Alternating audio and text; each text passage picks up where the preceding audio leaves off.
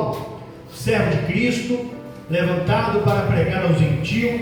E quando nós olhamos para a vida desse apóstolo, ele já com bastante bagagem, bastante experiência, porque ele encontra com Jesus no caminho de Damasco, mas ali há um processo entre a sua aparição na sua primeira viagem missionária. Alguns vão dizer que houve um intervalo de 14 anos, quando ele estava na Arábia. 14 anos foi o período que Paulo estava na preparação. Embora já estava preparado, era um homem muito conhecedor da lei, dominava tanto o hebraico quanto também o grego, mas nós sabemos que quando nós entramos para a fé, quando nós aceitamos a Jesus, tudo que nós aprendemos lá fora, tudo que nós adquirimos na nossa história, fica lá fora, porque aqui nós iremos aprender do zero, porque nós vamos nascer de novo, nós vamos aprender de tudo. E Paulo está nesse processo. Paulo sai da sua primeira viagem missionária, e nessa primeira viagem missionária, Paulo vai na região da Galácia. Chegando à região da Galácia, ele prega, institui ali uma igreja, que foi a igreja aos Gálatas. Paulo sai dali, vai para Listra, vai para Icônio, e ali ele prega o evangelho, planta uma semente, e dali surge o jovem Timóteo. Paulo volta depois de alguns anos, para a cidade de Listra e Icônio, e fica sabendo que o evangelho havia sido pregado e que um jovem havia se destacado na ausência de Paulo. Paulo, então, vendo o potencial de Timóteo, ele convida Timóteo para o seguir nas suas viagens missionárias. Para Timóteo pegar bagagem, para Timóteo pegar experiência, para Timóteo, Paulo já estava visando o sucessor na sua ausência. Bem verdade é que agora Paulo vai em direção a Corinto. Juntamente com Timóteo, Paulo vai a Corinto e ali ele prega o evangelho. Paulo está agora numa grande porta que Deus abre para ele. Paulo está agora entrando na Europa, porque Corinto ficava ali na cidade, numa das cidades da Grécia. E quando Paulo chega em Corinto, ele se depara com uma barreira cultural muito grande. E nessa barreira cultural que Paulo enfrenta ali em Corinto, era muito paganismo, era muita idolatria, era muita imoralidade sexual. E Paulo então prega o evangelho, o coração daqueles homens então se converte a Jesus. Bem verdade é que o tempo passa, Paulo fica algum tempo com os irmãos, institui ali uma igreja, levanta alguns obreiros para ficar à frente daquela obra. Quando Paulo se ausenta, o que me alega é que Paulo era diferente de todos os pregadores que nós conhecemos hoje.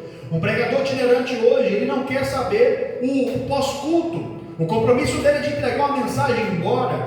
O rojão, a responsabilidade maior fica com o pastor da igreja. Paulo não tinha essa atitude.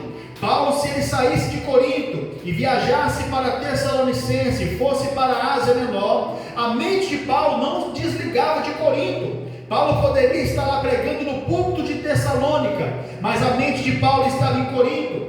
Terminava o culto, quem sabe Paulo recebia mensageiro dizendo: olha Paulo, eu estou aqui trazendo um relatório de como está o andamento da igreja em Corinto. E Paulo recebe não boas notícias. Embora ele recebeu boas notícias que o evangelho estava sendo bem aceito, a igreja estava enchendo de pessoas, só que ela estava crescendo, mas precisava colocar algumas coisas no lugar. Paulo fica sabendo que a igreja estava crescendo, mas estava gerando no meio daquele povo disputas internas dentro da igreja. Qual eram essas disputas? A disputa interna dentro da igreja era que estava aglomerando grupos de pessoas que tinha um apreço, que tinha uma afinidade com determinado pregador. Vai ter o grupo dentro da igreja de Corinto, que é o grupo daqueles de Paulo. Vai ter dentro da igreja de Corinto o grupo daqueles que gostam de Apolo. Vai ter o grupo dentro da igreja de Corinto daqueles que gostam de Pedro.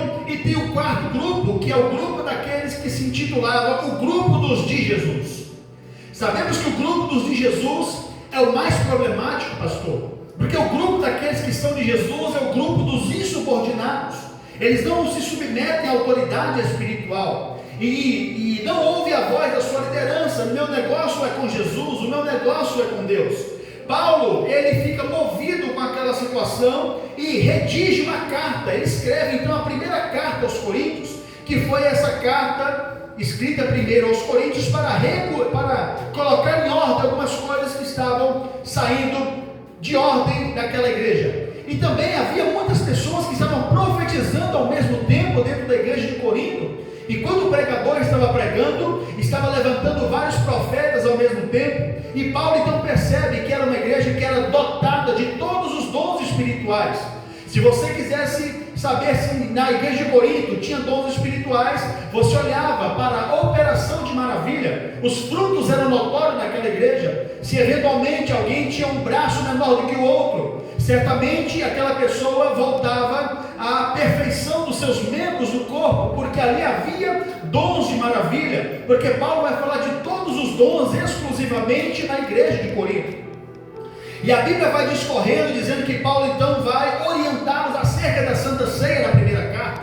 A primeira carta, Paulo vai então descrever, dizendo: meus irmãos, eu quero que vocês saibam que o memorial da ceia, ele é muito importante. Vocês têm que entender que a ceia é para vocês lembrar da morte e ressurreição do Senhor, e anunciar, declarar até que Ele venha. Quando vocês se assentarem para comer, esperem uns pelos outros, e quem tem fome, come em casa. Porque quando era o dia da ceia, os irmãos de Corinto se assentavam para encher a sua barriga. Eles achavam que estava indo para uma festa. Havia ali uma falta de entendimento do valor simbólico que a Santa Ceia trazia ao coração daqueles irmãos. E Paulo institui então uma organização dentro da igreja de Corinto. Quando passa um tempo, Paulo recebe outro mensageiro que disse: olha, Paulo, depois que você mandou a carta, o pastor da igreja leu lá diante de todos os irmãos, leu diante da assembleia dos irmãos da igreja, e houve uma mudança, houve uma melhora. Só que agora eu estou trazendo outras situações para você. Tudo isso que você escreveu já está resolvido, agora a demanda é outra, Paulo. Quando você se ausentou de Corinto, começou a se levantar falsos obreiros dentro da igreja, falsos mestres que começou a subverter o evangelho. Estão pregando um outro Jesus que não é o que você nos ensinou. Está pregando um outro evangelho diferente de tudo que nós aprendemos com você, Paulo. E Paulo então imediatamente agora ele vai fazer algo que ele nunca fez. Paulo vai se levantar e vai se levantar em defesa do seu apostolado. Paulo não fazia questão de dizer quem ele era, onde ele passou e qual o nível de conhecimento ele tinha. Nunca foi a intenção de Paulo. A intenção de Paulo era exclusivamente pregar a Jesus e este crucificado e ressurreto dentre os mortos. Bem verdade é que Paulo agora começa a dizer tudo que ele passou por amor à obra de Deus. Paulo vai dizer: eu sofri naufrágio, fui picado de cobra, eu fui açoitado, fui fustigado com varas, sofri uma quarentena de açoite. Ele esteve em perigo em alto mar por várias vezes. E ele vai dizer que tudo isso foi por amor da obra de Deus. E Paulo agora no capítulo 11, que foi o que nós vemos aqui nessa noite, na segunda carta aos Coríntios, ele vai falar justamente para os falsos profetas. Ele vai dizer assim aos irmãos: meus irmãos, eu sei que vocês acham até que eu sou chato demais, tem hora. Eu pego muito no pé de vocês em determinadas situações, mas eu peço que vocês me suportem só mais um pouquinho na minha loucura, embora eu seja rude nas minhas palavras, embora às vezes eu não sei como colocar as palavras para falar com vocês, mas na ciência eu não sou louco, eu sei do que estou falando e tenho propriedade nas palavras. Eu estou dizendo isso para vocês, porque a minha preocupação é, eu tenho zelo de vocês, e esse zelo vem de Deus. Paulo está dizendo que a sua preocupação era de apresentar a igreja de Corinto, uma igreja pura, uma virgem para o seu marido, a saber, Jesus. Aleluia! Nós somos uma virgem que precisa ser apresentado para Jesus no arrebatamento puro. Precisamos manter as nossas vestimentas limpas, lavadas no sangue do Cordeiro. E Paulo, a preocupação dele era essa: eu tenho zelo de vós, e esse zelo é de Deus. A palavra zelo pode ser traduzida também como ciúme. Se eu pego no pé de vocês, é porque eu tenho um compromisso com vocês diante de Deus. Paulo não está preocupado só na lã das ovelhas. Paulo está preocupado em cuidar das ovelhas, em fazer com que essas ovelhas sejam bem alimentadas, que essas ovelhas, quando o sumo pastor aparecer nas nuvens, ele possa apresentar essas ovelhas ao Senhor Jesus, que irá nos buscar. E a Bíblia diz então que Paulo vai se colocar na condição de uma pessoa que está preparando a igreja para encontrar com Jesus. Por que a Bíblia sempre vai falar de casamento? Por que nós somos sempre comparados como uma esposa que está aguardando o seu esposo, o seu marido.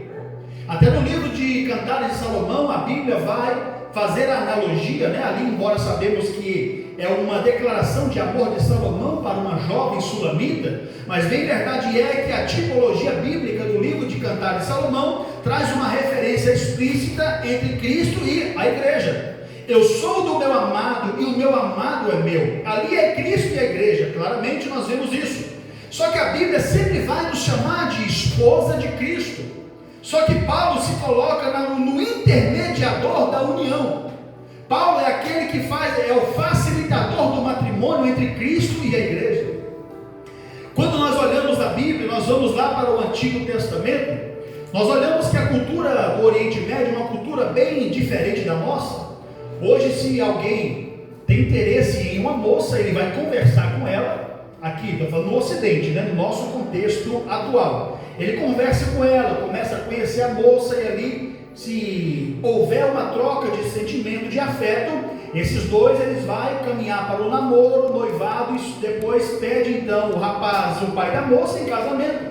Mas já há um relacionamento entre os dois, uma afetividade entre um conhecer o outro. Na igreja sabemos que é aquele processo de oração. Quando o jovem gosta de uma moça, ele vai convidá-la para orar, para Deus abençoar o relacionamento, eles vão se conhecendo e assim nós sabemos como desenrola até o casamento. Porém, na cultura judaica, isso é muito diferente do que nós conhecemos hoje. Na cultura judaica, quando um rapaz se interessa por uma moça, ele não vai até a moça perguntar o seu nome, buscar mais informações sobre ela, para conhecer ela melhor. O primeiro passo é ir até o pai da moça. Ele vai ao pai da moça e fala: olha, eu tenho interesse de casar com a sua filha. O pai da moça fala: você então tem interesse, aqui está o valor, você precisa pagar um dote, você precisa pagar um valor monetário, para então eu autorizar que ela case com você. Então, na cultura judaica, é feito então um contrato de casamento, e esse contrato ele é assinado por meio de um dinheiro que é pago. Lembra lá de Abraão? Quando Abraão então está já na sua velhice, preocupado com o futuro do seu filho Isaque, a Bíblia diz que Abraão chama o seu servo Eliezer. Eliezer tem a responsabilidade de ir até a terra dos parentes de Abraão e escolher uma moça para casar com Isaque. Abraão então manda Eliezer com prata, com ouro, com mudas de roupa, com camelos, tudo do bom e do melhor, para se então pagar o dote para o pai da moça que ele trouxesse para casar com seu filho. Conhecemos a história. Então a moça vem com Eliezer e Eliezer entrega a moça para Isaque, tipificando também o que vai acontecer com a igreja. Nós também, acredito que os irmãos já ouviram falar sobre isso. O Espírito Santo é aquele que apresenta a igreja para encontrar Jesus nos ares. Foi o mesmo caso que aconteceu com Eliezer, quando entrega então a esposa para Isaque. Quando nós vamos analisando o contexto, nós vamos para Jacó. Jacó queria casar também com uma moça, só que Jacó não tinha dinheiro para pagar o dote. Jacó teve que trabalhar 7 anos para casar com a moça. Passados-se 7 anos de trabalho, não tinha dinheiro, tinha que trabalhar para o pai da moça, para então ele assim autorizar o casamento. Quando ele chega nas noites de núpcias, ele percebe que a moça que está diante dele não era que ele havia trabalhado por ela. Aí o que aconteceu? Ele chega até Labão, seu sogro, e fala: mas por que você me enganou? Jacó nunca enganou ninguém, né, irmãos? Jacó enganou alguém? Jacó enganou o seu irmão, lembra disso? Só que aqui não é o contexto, mas bem verdade é que ele trabalha mais 7 anos para casar com a moça mais nova, e Labão fala: aqui não temos o costume de dar as filhas mais novas primeiro se casa-se com as filhas mais velhas, para depois casar com as mais novas. Então, aqui Isaque, ele pagou o dinheiro, Jacó, ele deu trabalho para alcançar a sua esposa. Davi, pastor, foi diferente. Davi não tinha dinheiro, Davi não foi por meio do dinheiro, Davi também não foi por meio do trabalho, mas Davi conquistou a filha de Saul por meio de um ato de bravura. Aleluia. Saul disse: aquele que trouxer sempre. O Senhor está falando tudo isso nessa nessa noite. Estou falando tudo isso para dizer que eu e você não fomos comprados com preço de prata, não fomos comprados com ouro, não fomos comprados por meio do trabalho, fomos comprados com precioso sangue de Jesus. A Bíblia diz que a cédula, a nota que era contra mim e contra você, Jesus pagou a dívida na cruz do Calvário por meio do seu sangue. Você está aqui nesta noite porque você foi comprado com preço de sangue. Havia uma dívida impagável, não poderíamos pagar, mas Jesus, aleluia. Então nós olhamos aqui agora, vamos começar a entender o porquê Paulo está se colocando na condição daquele que apresenta a igreja a Jesus, pura, santa, virgem, imaculada ao Cordeiro. No casamento judaico, pastor Adelcio, meus irmãos, quando o marido pagava o dote, ele assinava um contrato de compromisso entre ambas as partes. A moça tinha a responsabilidade de manter-se fiel ao noivo na sua ausência, e havia ali uma cláusula no contrato, dizendo assim, que o contrato de casamento poderia ser anulado a qualquer momento, desde que a moça não cumprisse a sua fidelidade com o noivo. Se o noivo soubesse que na sua ausência a noiva o traiu com outro homem, ele poderia anular o contrato de casamento. Quando eu olho para a Bíblia, eu vejo o quanto isso é tremendo e maravilhoso. Olhando para o Antigo Testamento, eu vejo também a tipificação de Israel e o nosso Deus. Quando Deus tira o povo da terra do Egito, vai ao deserto, faz muitas maravilhas no meio do povo. Esse povo entra na terra prometida, Deus levanta juízes, e depois Deus começa a levantar os reis, e aquele povo vai se acomodando. Chegando no profeta Jeremias, a Bíblia diz que o cálice da ira de Deus já estava transbordando sobre o povo de Israel. Deus levanta Jeremias no capítulo 2 e começa a dizer: ó Jeremias, fala com esse povo, que eu tenho saudade deste povo. Diz a ele que assim como eu andava com este povo, como um noivo anda ao lado da sua esposa em meio ao deserto. E Deus começa a dizer que Israel era a sua noiva, e Deus era o marido de Israel. E Deus então começa a falar na boca do profeta: mas infelizmente, Jeremias, esse povo começou a me abandonar e andar após outros deuses. E Deus começa a dizer que o povo começou a prostituir no mundo espiritual, andando após outros deuses, do paganismo, da idolatria, trocando o matrimônio espiritual com o Deus de Israel por prazeres fúteis e momentâneos. E Deus então, mais uma vez, para deixar explícito na mente do povo o que ele estava querendo dizer, agora levanta outro profeta, e o seu nome é Oséias. Oséias foi antes um pouco de Jeremias, mas o contexto era o mesmo. A punição de Jeremias, no período de Jeremias, era em Judá. Porém, em outro período, Deus levanta Oséias em outro momento para fazer a mesma declaração.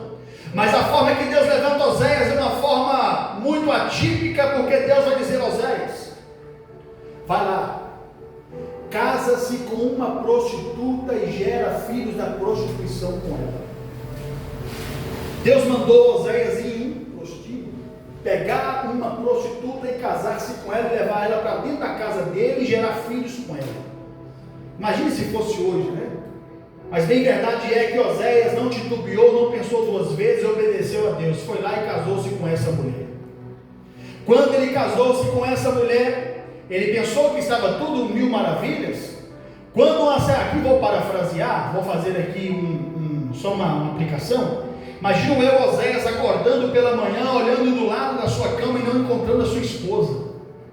Enquanto ele sai para procurá-la, a notícia vem ao seu conhecimento: Oséias, a sua mulher voltou à velha vida de novo.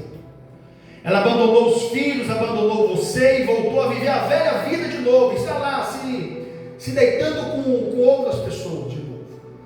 Deus brada do céu e fala: Oséias, não olha para isso que aconteceu. Assim é o meu sentimento com o povo de Israel, que me abandonou e andou após outros deuses. Mas volta lá, Oséias, e busca ela de novo, perdoa ela e leva ela busca aquela mulher e leva ela para dentro de casa de novo, fazendo menção da misericórdia de Deus que estava sobre a nação de Israel. Deus dizendo: olha, por mais que vocês desviou da verdade, por mais que vocês andou após outros deuses, desobedeceu a minha palavra, eu estou lhe dando oportunidade de arrependimento outra vez. Arrependa-se, nação de Israel. Mas infelizmente não se arrependeu. Infelizmente aquele povo voltou à sua velha prática de novo. Então agora no Novo Testamento nós vemos que a tipificação agora não é mais Israel e Deus. Agora é a igreja, que é um povo dentre várias as nações, aonde o marido é o nosso Redentor e Salvador Jesus de Nazaré. Só que eu falei tudo isso para nós entendermos o contexto de Paulo. Por que ele vai dizer que somos a noiva e está preparando-nos para o marido? Quando o marido, ou o noivo melhor dizendo, ele assinava o contrato de casamento com o pai da moça, ele se ausentava e voltava para a casa do pai. Só que ele não conhecia a moça que ele iria se casar, ele não conhecia ela, só ficava conhecendo a moça no dia do casamento. Só que para não ficar algo assim muito desconexo, ele passar a conviver com uma pessoa que ele não conhece, ele deixava na casa da moça um amigo de confiança, ou uma amiga da sua confiança, para conviver com a moça até o noivo voltar para buscar a moça para levar para a sua casa. E isso acontecia, em alguns casos, demora-se entre 1 ano a 7 anos. Por que tinha essa diferença, pastor, desses anos? Porque em alguns casos o marido voltava para casa, porque na cultura, quando se assinam casamentos, eles estão oficialmente casados. Aqui no Brasil não. Primeiro é o noivado e o casamento é oficializado quando vai-se no cartório, né? Nós sabemos muito bem disso. Mas lá no contexto judaico não, uma vez que assinou o contrato, já é oficialmente casados. Então ele deixava um amigo para cuidar da moça. E aqui, o que me chama bastante atenção, é que quero falar aqui sobre, pelo menos 5 características do amigo do noivo. O amigo do noivo tinha algumas características peculiares, que nós vamos fazer aqui um paralelo, dizendo que também temos um amigo também que está aqui hoje, no nosso coração, aleluia. Ele é aquele que Jesus disse: não vos deixarei sozinhos, enviarei outro Consolador, que estará no meio de vós todos os dias, até a consumação do século. O Espírito Santo, o amigo do noivo, está aqui nessa noite, aleluia. Aleluia. Qual que era o papel principal do amigo do noivo? Ele era o facilitador da união.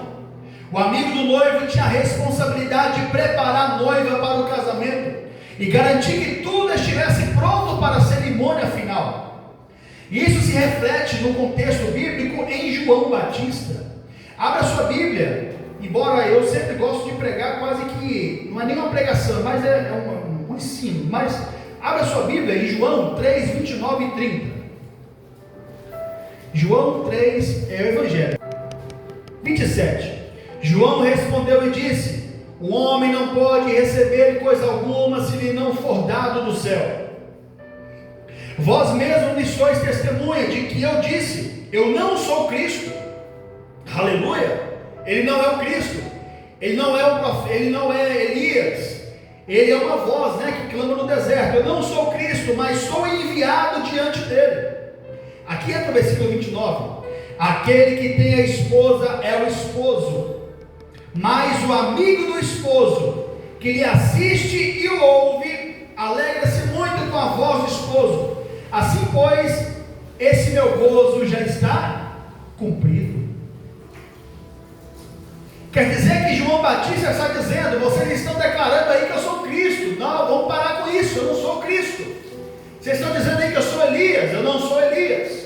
Eu sou uma voz, eu venho adiante dele. Eu venho preparar o caminho para ele passar, aleluia. Eu sou amigo do noivo. E esta minha alegria já está cumprida, porque eu ouvi e vi ele. Saiba de uma coisa: João Batista, ele viveu 30 anos no deserto, e o seu ministério durou 6 meses. Quando quando João Batista começa a anunciar o Cristo, 6 meses depois Jesus aparece no Jordão e é batizado por João Batista. O que acontece depois que Jesus aparece? João Batista sai de cena. Aleluia! Oh, glória a Deus! Os irmãos vão entender isso. Então João Batista diz que ele é o amigo do noivo. Segunda característica, se a primeira é o facilitador da união, João Batista é aquele que está preparando Israel para receber o Messias profetizado no Antigo Testamento. Então João Batista está dizendo: olha, eu sou o amigo do Messias, o amigo do noivo, eu estou aqui preparando Israel. Como foi que ele preparou Israel, irmãos? Foi passando a mãozinha na cabeça? Não foi. Arrependei-vos, porque vos é chegado o reino dos céus. Raça de víbora, quem vos ensinou a fugir da ira vindoura? Então ele começa a preparar o caminho para o Messias, o nosso bom Jesus. Segunda característica do amigo do noivo, ele exalta a qualidade do noivo, ou as qualidades do noivo. Eu vou te fazer uma pergunta aqui nessa noite. Como você pode me explicar esse mistério de você amar Jesus, de você ter um amor tão grande por Jesus, a ponto de, se possível, for morrer por Ele, sem nunca ter visto Ele? Você já viu Jesus? Eu nunca vi Jesus, mas eu sinto Ele dentro de mim. Então como isso pode ser possível? Esse é o papel do amigo do noivo. A moça agora está lá: meu Deus do céu, quem que é esse homem que meu pai me deu para casar com ele? Eu não conheço, nunca nem vi ele, só vou ver no dia do casamento. Aí entra o papel do amigo do noivo. O amigo do noivo, ele tem o papel de fazer o quê? O papel do amigo do noivo nada mais é do que apresentar o noivo para a noiva na sua ausência, fazer a noiva se apaixonar pelo noivo sem nunca ter visto ele. Aleluia! O que o Espírito Santo faz hoje? Ele é aquele que nos apresenta Jesus? Não é aquele que glorifica Jesus? Se nós amamos Jesus sem nunca ter visto Ele, tem uma explicação. Alguém nos apresentou esse Jesus, e o nome dele é Espírito Santo de Deus. É o facilitador da união, é aquele que faz cada vez mais a gente se apaixonar por Jesus, amá-lo. Oh, glória a Deus! E Ele está aqui. Eu estou sentindo a sua presença nesta noite. Jesus está aqui nesta noite, bendito seja Ele. Então o papel do amigo do noivo é fazer a noiva se apaixonar pelo noivo. João Batista também cumpriu esse papel, pregando sobre a vida de Cristo e exaltando as suas virtudes. Venham aí após mim, que eu não sou digno de desatar as suas sandálias, mais poderoso do que eu. Agora vem a terceira característica do amigo do noivo: zelo pela noiva. O amigo do noivo tinha que zelar pela noiva. Agora nós vamos entender o porquê o apóstolo Paulo declarou aquelas palavras. Porque eu tenho zelo de vocês, e esse zelo vem de Deus. Quer dizer que o zelo do apóstolo Paulo é o mesmo zelo que o amigo do noivo tinha que ter pela noiva. Isso aqui é tremendo demais. Nós temos o papel de zelar pela noiva, de zelar pela igreja do Senhor Jesus. O amigo do noivo era responsável por cuidar da noiva e garantir a sua proteção até o momento da união. Agora eu te pergunto: o Espírito Santo faz isso? Ele zela por mim e por você? Aleluia. O que é zelar por isso? No contexto do Oriente Médio é como se fosse assim: o amigo do noivo percebe que a moça está começando a olhar para outro rapaz. O amigo do noivo percebe que ela está começando a trocar mensagens com outro homem. O amigo do noivo fala assim: olha, você já tem dono, você não pode andar por esse caminho. Você precisa entender que você já tem dono. Então o papel do amigo do noivo é zelar pela noiva. Lembra quando você está lá perto de ceder a uma tentação? O que acontece com o amigo do noivo? Ele chega lá no seu coração e começa então a falar: não vá por esse caminho, não toma essa atitude, não faça isso. É o amigo do noivo zelando pela sua alma, para você encontrar com Jesus. Oh, glória a Deus!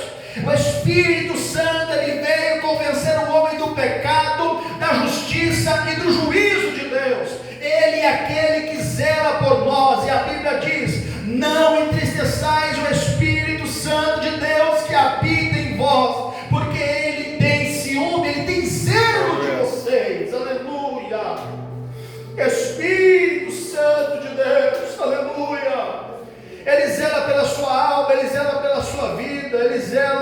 pela sua alma. Oh, glória a Deus.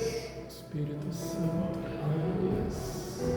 Isso também reflete um trabalho espiritual de preparar os crentes, a igreja, a noiva de Cristo, para o encontro com o noivo. Por isso Paulo disse: esse zelo vem de Deus. Por isso eu sou enjoado, por isso eu sempre estou chamando a sua atenção para vocês manter a pureza do Evangelho. Não ande por caminhos de falsos ensinos, de falsas doutrinas, mas preservem-se na pureza e na simplicidade do Evangelho de Deus. Tem homens aí que estão deturpando o Evangelho, comercializando o Evangelho, vendendo o Evangelho. Paulo estava ensinando a eles fugirem desses tipos de falsos ensinos. Mas eu louvo a Deus que aqui tem um pastor que zela pelas suas ovelhas, que cuida com amor, com zelo, e está preparando uma noiva pura, virgem, para encontrar o Cordeiro de Deus. Aleluia. Outra característica, que é a quarta: alegria na união. O amigo do noivo, aqui a orientação foi só para a noiva. Agora vai a orientação para nós que somos obreiros. O amigo do noivo não buscava atenção para si, mas a sua alegria estava em ver a união entre o noivo e a noiva. João Batista expressa essa alegria ao ver que a sua missão foi cumprida. Não sei se eu li o versículo de número 30. Olha o versículo 30. É necessário que ele cresça e que eu diminua. Entendeu por que ele disse? Porque Jesus tem que crescer e diminuir. Porque ele é o amigo do noivo. Ele só apresenta a noiva para o noivo e depois ele sai de cena. Nós pastores estamos aqui na missão de ser amigo do noivo. Quando Jesus arrebatar a igreja, nós saímos de cena e vamos fazer parte da noiva. Já somos parte da noiva, mas para nós entendermos aqui, parafraseando, João Batista disse: eu sou amigo do noivo, agora eu saio de cena, porque eu estou entregando a noiva para o marido, que é Jesus. A função do amigo do noivo era ajudar na preparação e depois sair de cena, entendendo que o relacionamento entre o noivo e a noiva era o foco principal. Ele não podia querer a atenção da noiva para ele, porque a noiva já tem dono. Pastor, e que tem de pastores aí que eu já passei, que eu conheço, que eu já congreguei, que se acham dono da igreja, se acha a igreja como a sua propriedade exclusiva, e toma aquele versículo para ele: propriedade exclusiva, peculiar, como se aquilo ali fosse uma propriedade exclusiva dele. Não é. A igreja já tem dono, e o nome do dono é Jesus de Nazaré. Aleluia. Dizendo quem pode e quem não pode pregar na sua igreja, dizendo quem vai e quem não vai, se dá carta de mudança ou se não dá carta de mudança. Estão achando que tem as chaves do céu, que condena quem quer, que salva quem quer. A igreja já tem dono, e o seu nome é Jesus de Nazaré. O nome dele é Jesus, aleluia. Ele é o dono da igreja. Porque João Batista vai dizer: aquele que tem a noiva é o noivo. O papel do amigo era temporário e instrumental para a consumação do casamento, mas ele nunca tentava tomar o lugar do noivo. Sabe qual que é uma das dificuldades maiores que o amigo do noivo encontra no Oriente Médio hoje? O fato de conviver muito com a noiva. Isso lá no Oriente Médio, no contexto natural de um casamento físico. É que ele convivia tanto com a noiva, pastor, que ele acabava se apaixonando por ela, e acabava esquecendo que a noiva já tinha um dono. Trazendo para o nosso contexto, nunca devemos apaixonar pela noiva, porque a noiva já tem dono, e o preço já foi pago, e o preço foi pago com preço de sangue. Não fomos comprados com ouro, não fomos comprados com prata, mas fomos comprados pelo precioso sangue de Jesus. Aleluia! Então que nessa noite o Senhor possa fazer eu e você entender que precisamos preservar a nossa fidelidade diante de Deus. Não quebre a sua união prazeres momentâneos. Não ceda às tentações para viver uma falsa alegria que o mundo proporciona. Oséias sentiu na pele a sua esposa ali trocando pela velha vida.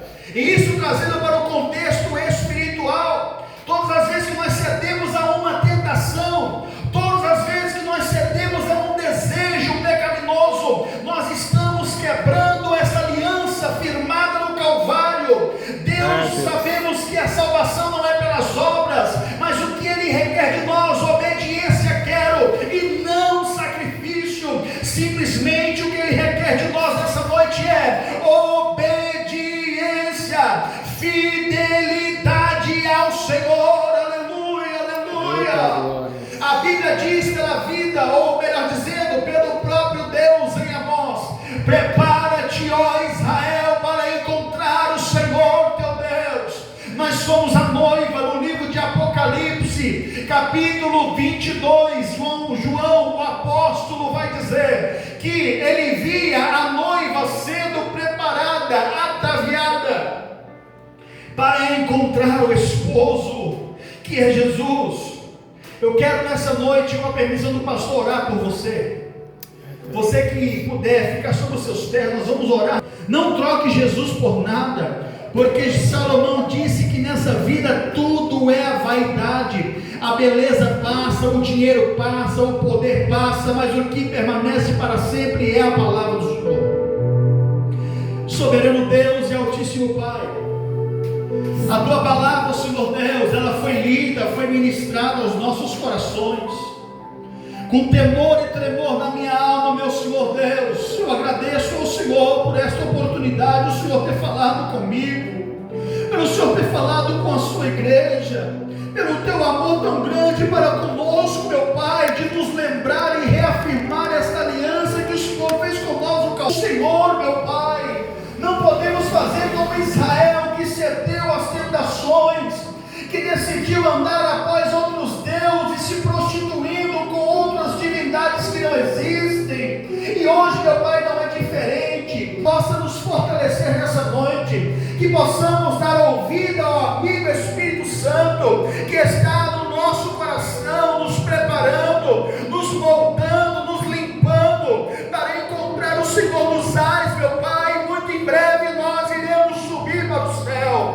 O Senhor vem buscar e vem buscar uma igreja pura, uma igreja lavada, remida no teu sangue. Nos ajude a ser fiel ao Senhor, meu Pai. Nos ajude a manter essa pureza espiritual diante do Senhor. Nos ajude a manter a pureza e a simplicidade do Evangelho. Nos ajude, vida, que o nosso coração se envaideça com os prazeres momentâneos deste mundo. Sabemos que aquele que perder a sua vida aqui, ele vai ganhar ela na eternidade, meu Pai, porque a nossa morada não é na terra, mas é no céu, e é para lá que nós iremos, Senhor. É o que eu te peço nessa noite, nos ajude, fique conosco.